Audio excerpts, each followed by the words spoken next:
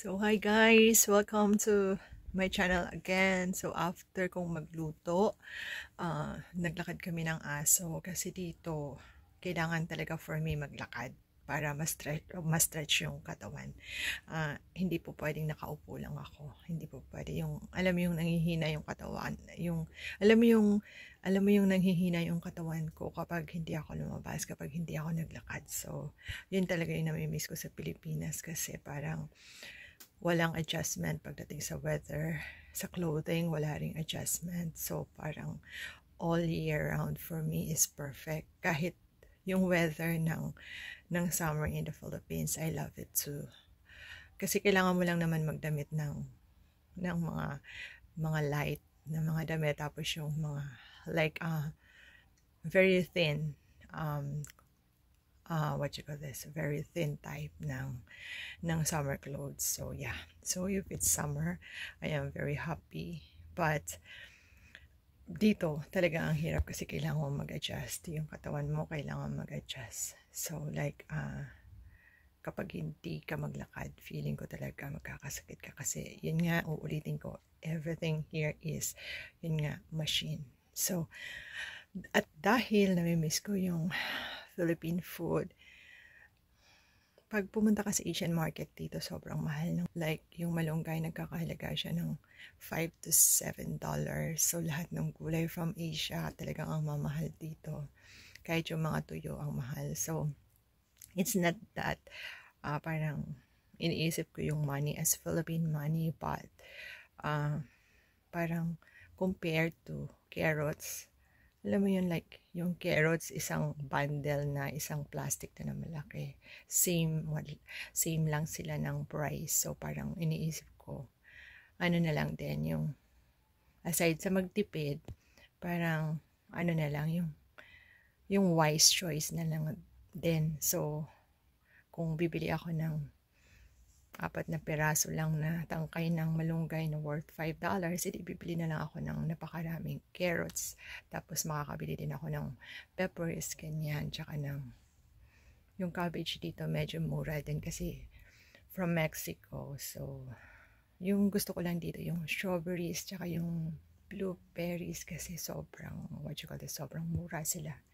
Tapos dahil namimiss ko nga yung Asian food, pumunta sa supermarket, nag-check ako, tamang-tama, yun nga, wala yung husband ko, so tamang-tama, kapag check ako kung anong meron, so, gusto ko ng sardinas, pero, dahil hindi uso dito sa kanila, pero meron din naman silang, meron din naman silang option, I mean, hindi kagaya sa atin, mura lang, merong 555, merong 555, merong mga mega, ganun. So, dito, ito, masarap siya.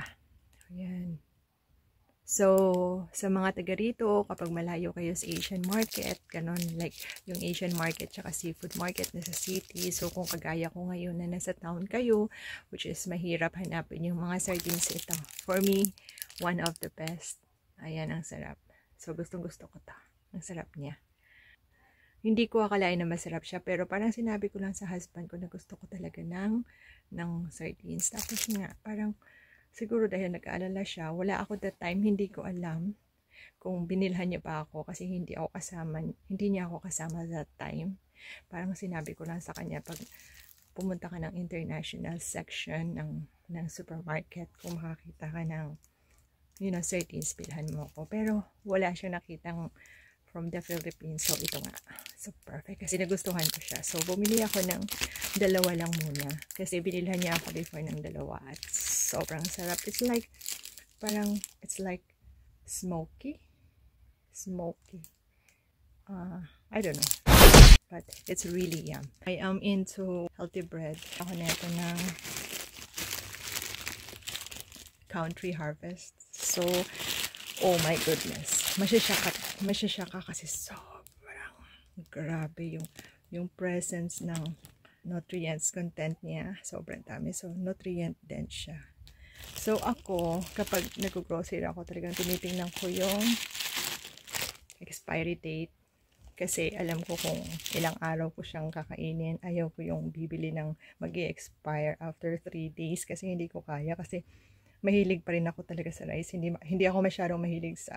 Pagod ako sa kakalakad kasi after kong magluto, naglakad ako papuntang grocery.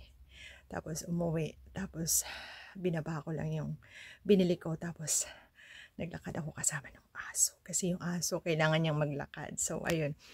So, excited yun na maglakad everyday. Ayan, nakakatuwa kasi dito sa sister-in-law ko may tinikling. Ayan. Ayan, naka-display siya dyan. Ito, temporary lang. Ay, parang maganda kasi, alam mo na, yung travel ko. Meeting with family and friends. So, ito.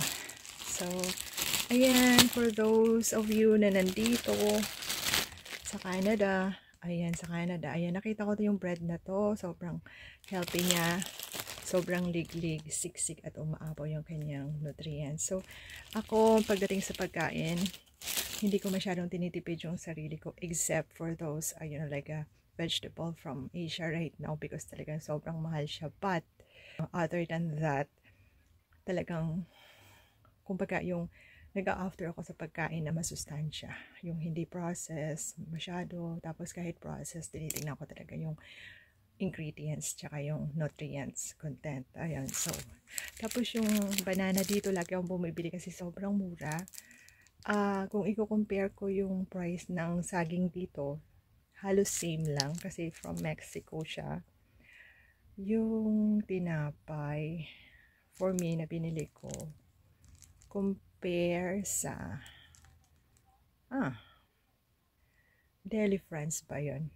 Basta meron dyan sa Philippines. Nakalimutan ko. Pero kung i-compare mo yung price, I guess yung ganitong bread, nagkakahalaga siya ng 150 to 200. So dito, yung halaga niya, less than $6. So parang very near na rin yung price niya. But for like pumunta ako sa Jollibee. Pumili kami ng bucket meal. Mas masarap yung Jollibee sa Pilipinas. Sa mga town na supermarket dito, sobrang konti lang ng choices. Tapos, hindi kagaya sa cities, maraming brands, maraming pagpipilian. Kaya, yun. Pero, meron naman dito na isa sa malaking, isang malaking town. It's 1 hour away. So, doon, kumpleto na. Ayun. So, pero okay lang din kasi kahit mag-isa ako dito or kahit wala akong kasama, pwede akong lumabas kasi walking distance lang yung grocery. Sobrang lapit. Tapos, yun nga, yung river. Maganda siyang puntahan every afternoon or every morning. Like, yeah, kung gusto mo lang maglakad papunta doon. Tapos, ano pa ba?